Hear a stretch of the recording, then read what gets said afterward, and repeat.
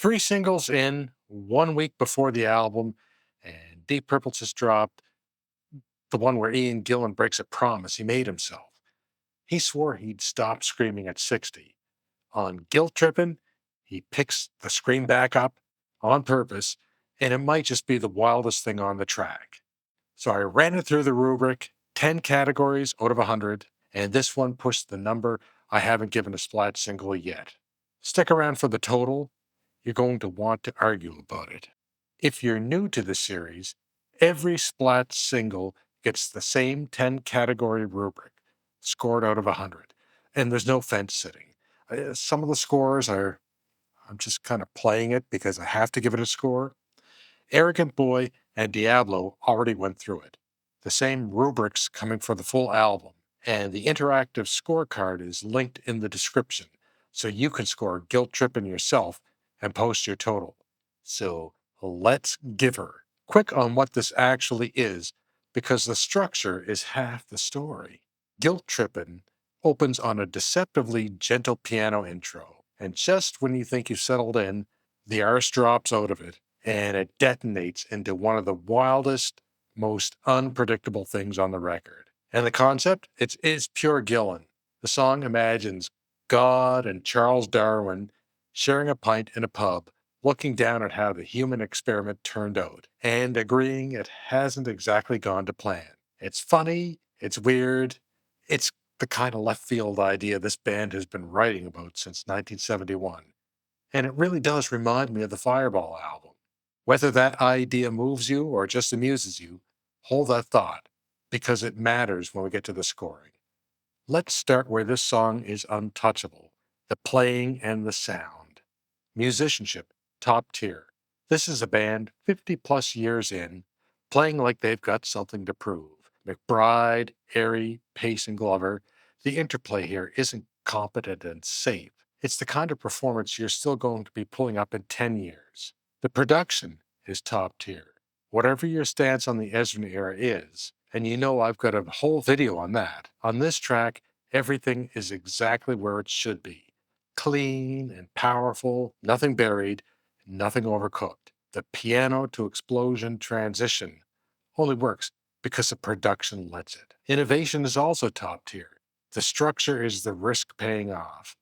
A gentle piano, fake out into chaos, on a song about God and Darwin in a pub. This isn't a band coasting on a formula. It genuinely surprised me, and surprise is rare from anyone this deep into a career. The signature sound is top tier. Here's the trick most legacy bands can't pull off.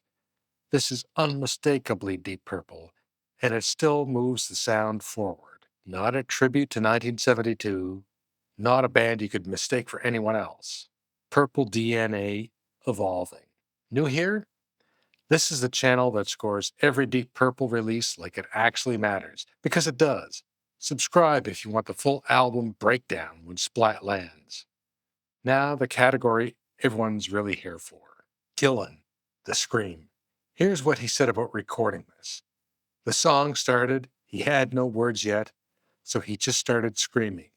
Pure joy of yelling it. And then he said the quiet part out loud. I vowed when I was 40 I'd stop screaming by 60. Now I'm looking back thinking, whatever happened to that? So we'll give it a go. That's the whole magic of this vocal. Like an 80-year-old singer who knows exactly where his voice is now, choosing to reach for the thing he said he'd retired and finding something in it. It's not the 1972 scream. It's something else. It's Gillan finding something unexpected.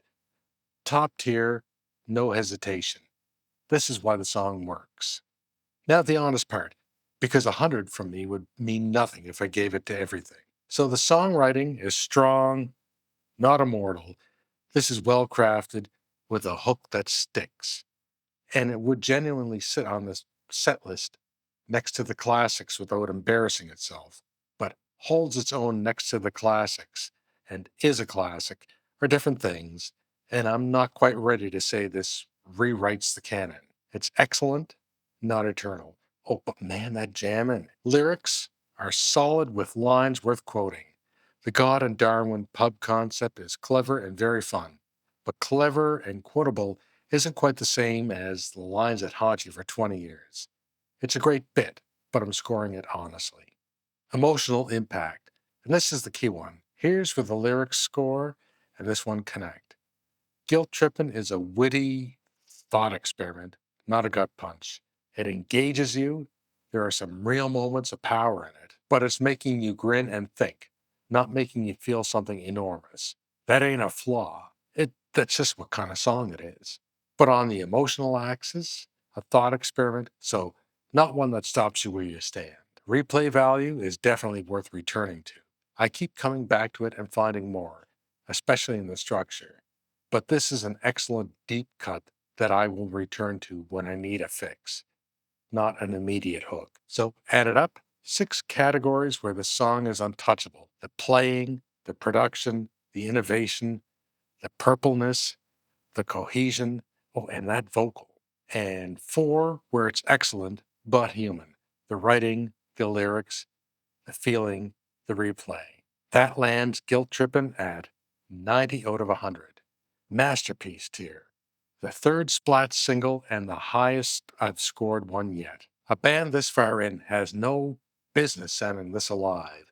And on the craft alone, this thing is flawless. The only reason it's not higher is that it's a brilliant bit, rather than a song that rearranges your insides. And I'm just holding that back, not knocking the track.